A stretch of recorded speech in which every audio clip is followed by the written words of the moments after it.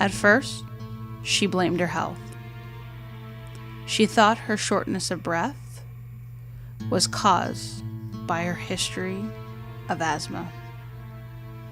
Her own poor health affected many aspects of her life, including work. It even affected her finances by causing trips to the doctor. She read more about air quality, smog in Philadelphia,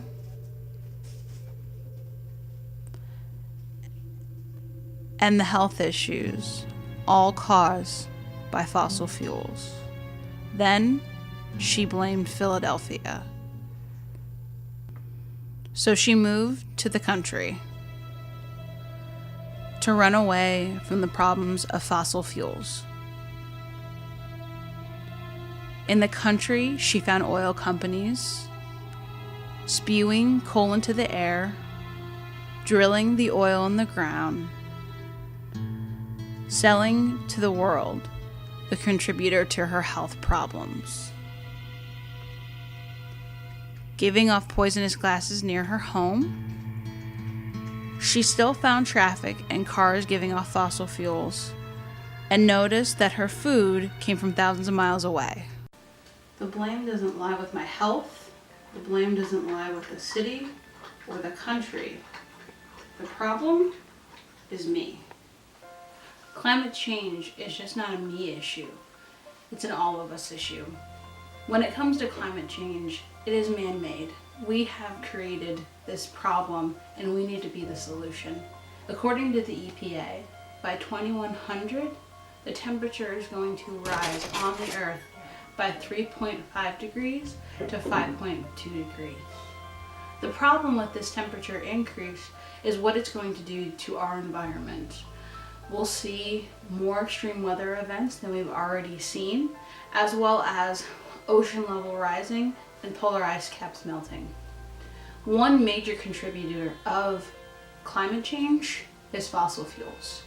Primarily, fossil fuels burn CO2 when we drive, as well as nitrous oxide. The problem with CO2 and nitrous oxide is they stay in the environment for years. Specifically, CO2 will stay in the environment for 100 years, and nitrous oxide will stay in the environment for 114 years. It's up to us to make changes in our lives in order to mitigate climate change, as well as to ensure that our Earth will be here for generations to come. What are things that you can do to prevent fossil fuel usage? One way to reduce the use of fossil fuels is to drive less. More than half of the CO2 in the atmosphere is contributed by cars. So what you can do is use public transport. Do a carpool or bike or walk to work. 1 pound of CO2 is saved for every mile you reduce in driving. And when you do drive, make sure you're driving smart. Make sure you're using a fuel efficient car, which not only cuts down on the gas prices for you, but also reduces the amount of CO2 and nitrous oxide in the air. Another thing that can be done as far as the cars is stop idling. Cut down on the hot water and lower that thermostat. By lowering your thermostat by 2 degrees in the winter and increasing it by 2 degrees in the summer will help to reduce 2,000 pounds of CO2 in the atmosphere. Buy local. As you noticed in this video, the foods that I was getting were from Honduras or Puerto Rico or Mexico. The problem with that, it had to be transported over thousands of miles in order to get to me, thus producing even more CO2 and nitrous oxide into the atmosphere. Go to your farmer's market and make sure you're buying local. You could, even if you have a green thumb, plant a garden.